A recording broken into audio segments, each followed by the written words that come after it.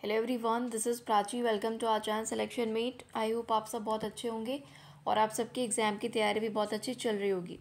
तो आपके लिए फिर से DSSB का मैं एक प्रीवियस ईयर पेपर लेकर आई हूँ, जनरल अवेयरनेस का, जिसमें हम ये तो प्रैक्टिस करेंगे ही 20 के 20 क्वेश्चन जो कि जनरल अवेयरनेस में पूछे जाते हैं। साथ ही साथ ये भी हम देखते हैं कि कौन कौन से टॉपिक्स पर फोकस किया गया है, यानी कि कौन कौन से टॉपिक आपको अपने एग्ज़ाम के पॉइंट ऑफ व्यू से प्रिपेयर करने ही करने हैं, है ना। अगर जो करंट अफेयर्स है उसमें कौन से टॉपिक से क्वेश्चन पूछा गया है, आपका स्पोर्ट्स से पूछा गया है, तो ये सारी चीज़ें हम यहाँ पर ऑब्ज़र्व करते हैं क्वेश्चंस को पढ़ने के साथ साथ। ठीक है, तो अब आज का वीडियो हम शुरू करते हैं। इससे पहले मैं आपको बता देती हूँ कि जो टीचिंग मेथडोलॉजी के क्वेश्चंस आते हैं TGT में 10 नंबर का और PGT में 20 नंबर का, जिसमें आपका सब्जेक्ट की पेडागोजी पूछी जाती है और जनरल अवेयरनेस और हिंदी, ये सारी चीज़ें हम कवर कर रहे हैं। अभी आपको जितनी भी वीडियोज़ हुई है ना, जनरल अवेयरनेस, हिंदी और जितने भी PYQ हमने कराए हैं, वो आपको इस चैनल की प्लेलिस्ट के DSSB PYQ सेक्शन में मिल जाएगा, वहाँ पर आप देख सकते हो। ठीक है, टीचिंग मेथडोलॉजी जो मैंने भी कराई है वो मैथ्स की कराई है, 2 से 3 वीडियोज़ आई हैं। वो मैं आपको, कोशिश है मेरी कि आपको सभी सब्जेक्ट्स की करा दूँ एक एक करके। ठीक है, तो अगर आप DSSB के PRT, TGT, PGT किसी भी एग्ज़ाम की तैयार कर रहे हो तो ये सारी वीडियोज़ आपके लिए बेनिफिशियल हैं, क्योंकि हम PYQ डिस्कस कर रहे हैं और ये तीनों ही आपके एग्ज़ाम्स में पूछा जाता है, चाहे TGT हो, PGT हो, PRT हो या फिर कोई नॉन टीचिंग एग्ज़ाम हो। ठीक है, तो चलिए अब आज का वीडियो शुरू करते हैं। इन्फॉर्मेशन आपको देनी ज़रूरी रहती है, जिससे आपको बताना होता है कि हमें क्या क्या इस चैनल पर हम आपके लिए लेकर आ रहे हैं। तो अब शुरू करते हैं आज के बिल्कुल पहले सवाल से, पहले क्वेश्चन से। ये जो आपके सामने पेपर है, ये PGT का पेपर था। ठीक है, 2021 का PGT का पेपर आपके सामने है, किसी शिफ्ट का। इसको अब देख लेते हैं। तो पहला जो क्वेश्चन है आपके सामने वो है कि which of the following individuals designed the Rashtrapati Bhavan. किस व्यक्ति ने राष्ट्रपति भवन का डिज़ाइन तैयार किया था। अब जैसे आपकी जो नई संसद बनी है वो किसने डिज़ाइन किया है, और जो जो उसके इम्पोर्टेंट पॉइंट है वो आपको ज़रूर पढ़ने हैं। तो राष्ट्रपति भवन का जो डिज़ाइन तैयार किया था वो किया था एडविन लैंडसीर लुटियंस ने। लुटियंस के नाम से बेसिकली इनको जाना जाता है। तो ध्यान रखेंगे, राष्ट्रपति भवन का डिज़ाइन जो है वो लुटियंस ने तैयार किया था या बनाया था। तो क्लियर हो गई ये बात। अभी एक क्वेश्चन आपका किससे हो गया, डिज़ाइन से, है ना। किसी इमारत या किसी बिल्डिंग जो कि फेमस है ऑब्वियसली, उसके डिज़ाइन से क्वेश्चन आपसे पूछा गया है। अब अगला सवाल देख लेते हैं। अगला है Guru Nanak Dev on whose birth anniversary Guru Nanak Jayanti celebrated was born in which year। आप जानते हो कि हर वर्ष गुरु नानक देव जी की जयंती मनाई जाती है। ठीक है, पूछा है कि गुरु नानक देव जी का जन्म कब हुआ था, तो 1469, 1469 में, 1469 यानी कि 1469 में गुरु नानक देव जी का जो है जन्म हुआ था। ये ईयर आपको याद रखना है। फेमस पर्सनालिटीज़ के बारे में कुछ चीज़ें आपको ध्यान रखनी होती हैं, तो ये फेमस पर्सनालिटी से ही क्वेश्चन है। फिर अगला देख लेते हैं। अगला क्वेश्चन क्या है हमारे पास, which of the following rulers built Charminar. चार मीनार का निर्माण किसने करवाया था। जैसे चार मीनार हो गई, लाल किला है, ठीक है, ये सारी चीज़ें, कुतुब मीनार, फतेहपुर सीकरी, है ना। तो ये इंपॉर्टेंट चीज़ें, इनका निर्माण किसने करवाया था ये आपको पता होना चाहिए। तो चार मीनार का निर्माण करवाया था मोहम्मद कुली कुतुब शाह ने। मोहम्मद कुली कुतुब शाह ने चार मीनार का निर्माण करवाया था। अब आपको एक बात का आंसर कमेंट बॉक्स में करना है कि चार मीनार कहाँ पर लोकेटेड है। चार मीनार कहाँ पर सिचुएटेड है या लोकेटेड है, ये आपको बताना है कमेंट बॉक्स में। चार मीनार का निर्माण किसने करवाया था, मोहम्मद कुली कुतुब शाह ने। ये आपको याद रखना है, इंपॉर्टेंट क्वेश्चन है। आ जाते हैं अगले सवाल पर। अगला सवाल है, in which year unorganised workers social security act was passed. असंगठित श्रमिक सामाजिक सुरक्षा अधिनियम, ये किस वर्ष में पारित किया गया था। तो ये पारित किया गया था 2008 में। कौन सा एक्ट है ये, unorganised workers social security act. जो असंगठित श्रमिक होते हैं उनकी सामाजिक सुरक्षा से संबंधित अधिनियम 2008 में पारित किया गया था। क्लियर हो गई इतनी बात। अब बढ़ते हैं अगले क्वेश्चन पर। अगला क्वेश्चन आपके सामने है, which among the following is not a money market instrument. Economics से आप के लिए सवाल है इकोनॉमिक सेक्शन से, ठीक है। तो जो मनी मार्केट इंस्ट्रूमेंट होता है इनमें से कौन सा नहीं है, कौन सा मुद्रा बाजार का साधन नहीं है या फिर मनी मार्केट का इंस्ट्रूमेंट नहीं है, तो जो डिबेंचर होता है जिसको हिंदी में ऋण पत्र कहते हैं, वो आपका एक इंस्ट्रूमेंट या एक एसेट नहीं है मनी मार्केट का।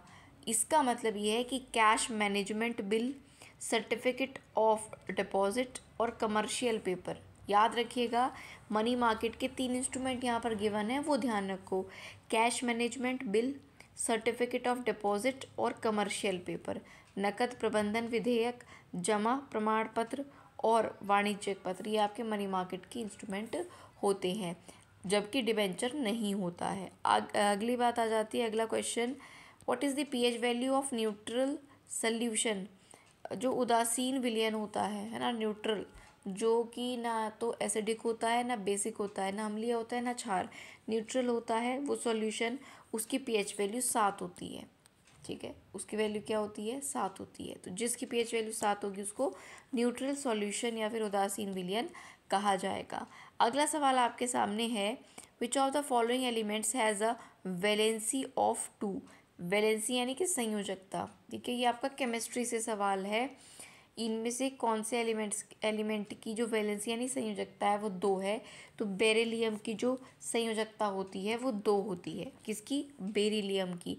तो सवाल आपने देख लिया है आपके सामने, ये सवाल किससे पूछा गया है, केमिस्ट्री से, और पीएच वैल्यू वाला सवाल भी किससे था, केमिस्ट्री से था। अब आ जाते हैं अगले सवाल पर।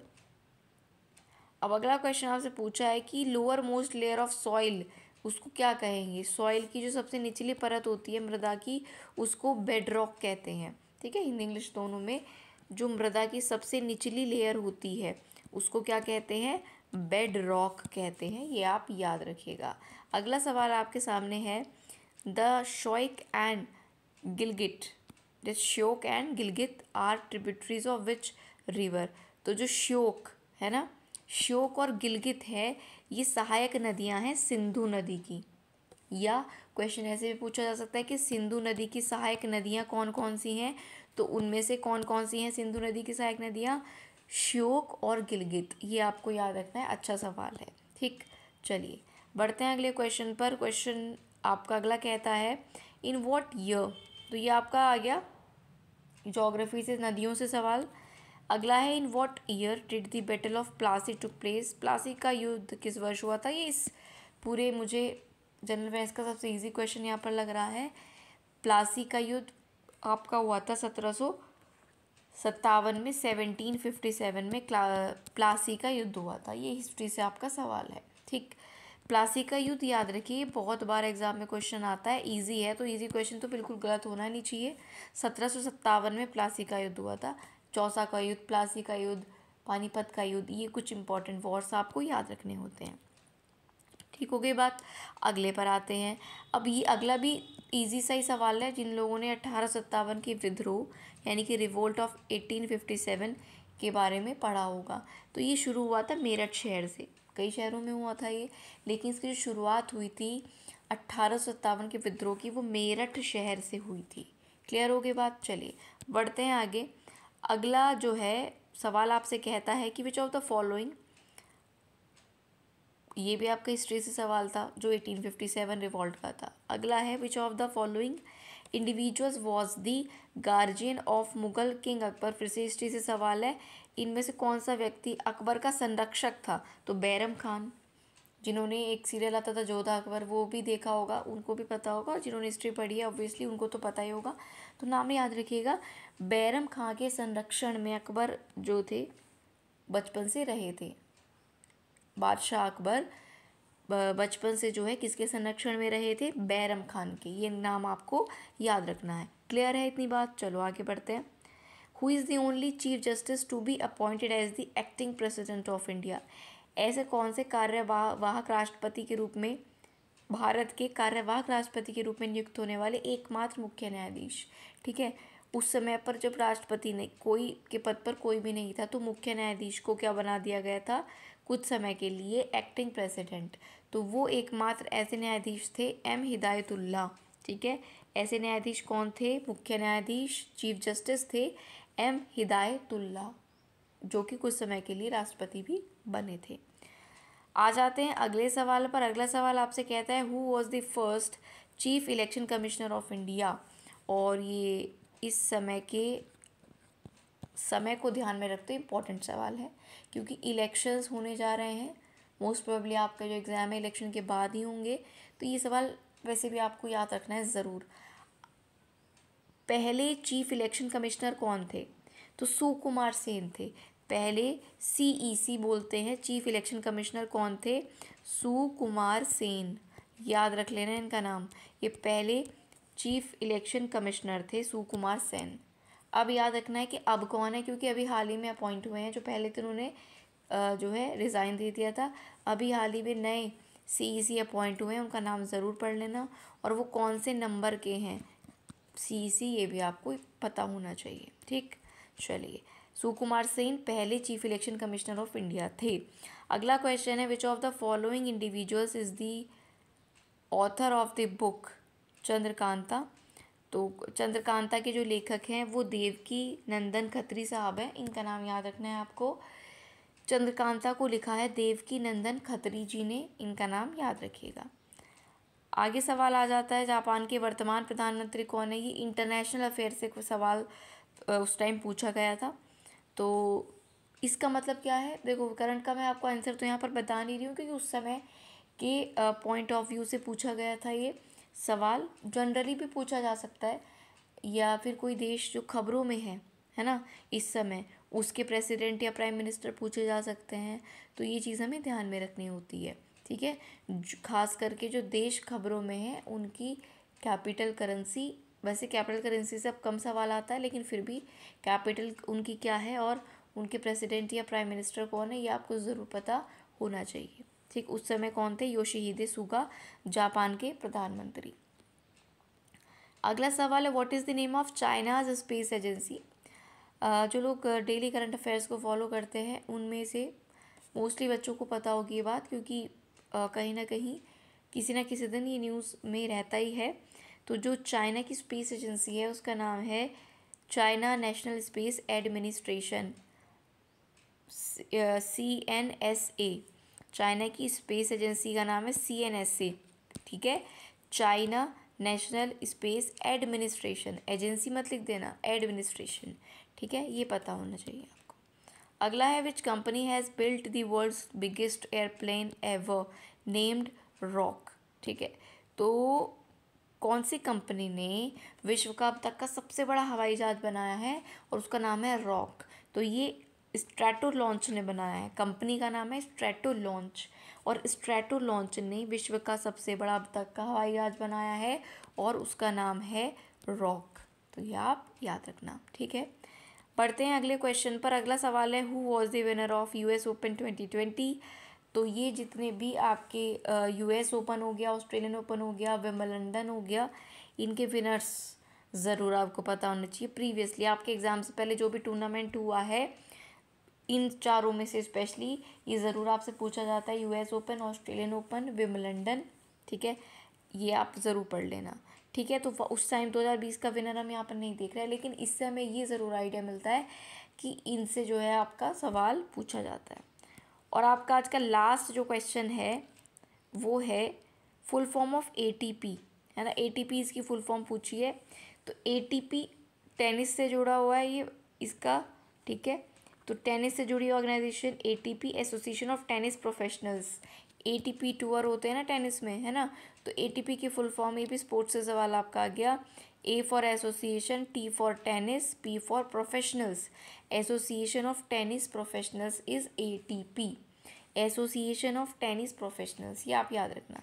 तो आपने देखा स्पोर्ट्स से, इंटरनेशनल अफेयर से, आप उसको स्टैटिक भी बोल सकते हो, लेकिन आप कहाँ तक सब देशों की तो आप प्राइम मिनिस्टर्स या प्रेसिडेंट को नहीं पढ़ सकते, लेकिन जो कुछ इंपॉर्टेंट कंट्रीज़ होती हैं, लाइक देखो ऑस्ट्रेलिया है, चाइना है, UK है, US है, इन कुछ कंट्रीज़ का ज़रूर, मालदीव्स हुआ क्योंकि पिछले टाइम वो खबरों में भी था, इनके आपको ज़रूर प्रेसिडेंट और प्राइम मिनिस्टर का पता होना चाहिए। तो ये मैंने पूरी कोशिश की एक छोटे से एनालिसिस आपके साथ करने की, हिस्ट्री से, ज्योग्राफी से, केमिस्ट्री से, और करंट अफेयर में स्पोर्ट्स से, और जीएस में आपका इकोनॉमिक्स से। ये सब सवाल आपसे पूछे गए हैं और मैंने अभी जो आपको पहले भी वीडियोस में कराया जी, जैसे आज एक किताब के बारे में पूछा गया था, ठीक है। आज कौन सी किताब के बारे में, चंद्रकांता, पहले भी एक जो है किताब के बारे में पूछा गया है, ठीक। तो ये आपको चीज़ें इस तरह से लेकर चलनी है। और मैंने आपको अपनी हर वीडियो में बताया है कि जनरल उस सब्जेक्ट पर फोकस करिए जिसमें आप एक्यूरेसी के साथ ज़्यादा स्कोर कर सकते हो। मेरे अकॉर्डिंग और मैक्सिमम बच्चों के अकॉर्डिंग वो सब्जेक्ट है Hindi plus reasoning plus maths. अब मैथ्स में कुछ लोग जिनका बैकग्राउंड मैथ्स का नहीं रहा, वैसे ये जो जनरल मैथ्स होता है ज़्यादा टफ नहीं होता, लेकिन जिनका बैकग्राउंड मैथ्स का नहीं है उनके लिए टफेस्ट हो जाता है, उसमें कोई भी डाउट नहीं है। लेकिन इसमें आप क्या कर सकते हो, देखो हिंदी और रीजनिंग सभी बहुत अच्छे से कर सकते हैं, इन पे सबसे ज़्यादा फोकस करो, प्रैक्टिस करने पर, और जितने भी आपके पास टॉपिक दिए गए हैं उनको पढ़ने पर अच्छे से पढ़ो। मैथ में आप क्या करो, कुछ टॉपिक्स कुछ तो आपको आते होंगे ना थोड़ा बहुत बेसिक के साथ, तो जो आपको आते हैं और एक दो एक्स्ट्रा है ना, कि एटलीस्ट 20 में से आप 10 तो कर ही लो, है ना। 20 में से 10 से 11 क्वेश्चन आप सही कर दो। मैं ये नहीं बोल रही हूँ कि मान लो 15 टॉपिक हैं आपके इस जनरल मैथ्स के सेक्शन में, आप 15 पढ़ो, आप 7 8 या 10 टॉपिक्स पढ़ लो, ठीक है, और उनको अच्छे से पढ़ लो जिससे कुछ क्वेश्चंस आप कर पाओ। क्योंकि ओवरऑल कट ऑफ में आने के लिए आपको अच्छा स्कोर पार्ट 1 में भी होना ज़रूरी है, चाहे वो टीजीटी हो, पीआरटी हो, पीजीटी हो, सबके लिए जनरल पार्ट बहुत इंपॉर्टेंट है। क्योंकि आप अपने मेन सब्जेक्ट में तो स्कोर नहीं कर पाते हो जितना आप इसमें कर सकते हो, क्योंकि कंपटीशन की आजकल लगभग सभी बच्चे तैयारी कर रहे हैं, तो वो इन सब्जेक्ट को पहले से पढ़ कर आ रहे होते हैं। अब आप बोलोगे कि फिर इंग्लिश और जनरल अवेयरनेस का क्या करें। देखो इंग्लिश के ज़्यादा से ज़्यादा क्वेश्चंस को प्रैक्टिस करो, लेकिन इंग्लिश में गलत होने के ज़्यादा चांसेस होते हैं क्वेश्चंस को। उस समय हमें लगता है कि हाँ सही है और हम लगा भी देते हैं, लेकिन नेगेटिव मार्किंग में तुक्का मारना बिल्कुल भी सही नहीं है। हिंदी में हम एक्यूरेट होते हैं काफ़ी हद तक, इंग्लिश में एक्यूरेसी गड़बड़ हो जाती है। साथ ही साथ अगर मैं बात करूँ जनरल अवेयरनेस की, तो जनरल अवेयरनेस को मैंने आपको बोला सिर्फ लूसेंट की बुक पढ़ लो 2 से 3 बार, और क्या करो, प्रीवियस ईयर क्वेश्चन पढ़ो। चाहे जो मैं आपको करा रही हूँ एग्ज़ाम तक कराने की मेरी कोशिश है कि एग्ज़ाम तक आपकी क्लासेस लगातार चलती रहें, यहाँ से कर सकते हो या जहाँ से आपका मन करे, TSSB की साइट से उठाकर कर लो क्वेश्चंस को। लेकिन PYQ GA में सबसे ज़्यादा इंपॉर्टेंट है। 2-4 बुक पढ़ने के चक्कर में मत लगना, क्योंकि GA बहुत ज़्यादा ब्रॉड है, ठीक है, बहुत ज़्यादा ब्रॉड है। पढ़ कर भी क्वेश्चन आपके आ जाएँ कोई गारंटी नहीं है, ठीक है, पढ़े हुए ही। और बिल्कुल ही सच बात है, ठीक है, मैं आपको डिमोटिवेट बिल्कुल नहीं कर रही हूँ। आप अपनी प्रायोरिटीज़ को समझिए, आपकी प्रायोरिटीज़ क्या होनी चाहिए। खासकर DSSB एग्ज़ाम के लिए आपकी प्रायोरिटी होनी चाहिए जितना आपका सब्जेक्ट उतना ही पार्ट 1, समझ रहे हो। जितना पार्ट 2 है ना आपका इंपॉर्टेंट सब्जेक्ट कंसर्न, उतना ही पार्ट 1 इंपॉर्टेंट है। लेकिन पार्ट 1 में जो 5 सेक्शन है उनमें सबसे ज़्यादा फोकस हिंदी को, सबसे ज़्यादा फोकस रीजनिंग को, फिर मैथ को मैं इसलिए बार बार बोल रही हूँ, एक्यूरेट आप मार्क्स ला सकते हो, उसमें नेगेटिव आप कम करोगे अगर पढ़ कर जाओगे तो। और उसके बाद इंग्लिश और GA, तो GA के ज़्यादा क्वेश्चंस प्रैक्टिस करो प्रीवियस ईयर के। अगर DSSB के ख़त्म कर लो ना आप, तो SSC के पढ़ लो, ठीक है। तो ये मेरा सजेशन है आप सबके लिए, आप जैसे चाहे अपने स्टडी को फॉलो कर, मतलब अपने जो प्रोसेस आप फॉलो करना चाहते हैं उसको कर सकते हो। सेकेंडली, सारे जितने अभी तक मैंने PYQ के सेशंस लिए हैं आपको प्लेलिस्ट में मिल जाएंगे। और मैंने पार्ट 1 को आपको कौन कौन सी बुक से पढ़ना है, कोचिंग की उसके लिए कोई आवश्यकता नहीं है, कोई हेल्प चाहिए तो वो यूट्यूब से मिल जाती है। तो पार्ट 1 को आपको कैसे पढ़ना है, किस पर क्या फोकस करना है, कहाँ से पढ़ना है, सब बताया है, वीडियो बनाई है, वीडियोस के सेक्शन में जाकर देख लेना या सर्च कर लेना, और उसका लिंक इस वीडियो के डिस्क्रिप्शन में भी मिल जाएगा कि पार्ट 1 को कैसे प्रिपेयर करें जिससे आप मैक्सिमम स्कोर कर पाएँ, क्योंकि बहुत इंपॉर्टेंट रोल प्ले करता है ओवरऑल कट ऑफ में आने के लिए, ठीक है। तो चलिए, अब आज के वीडियो में मैं इतना ही रखूँगी।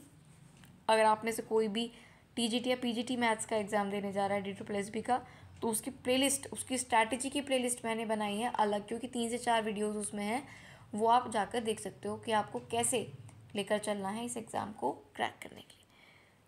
चलते हैं, अब मिलेंगे नेक्स्ट वीडियो में। तब तक अपनी तैयारी को आप ज़ोर शोर से बहुत अच्छे तरीके से करते रहिए। अगर किसी एग्ज़ाम से या सब्जेक्ट से रिलेटेड कोई डाउट है तो कमेंट बॉक्स में पूछ सकते हो। वीडियो अच्छी लगी है तो आपसे रिक्वेस्ट है कि वीडियो को लाइक ज़रूर करें, अपने दोस्तों के साथ शेयर करें और हमारे साथ बने रहने के लिए चैनल को सब्सक्राइब करें। Thank you.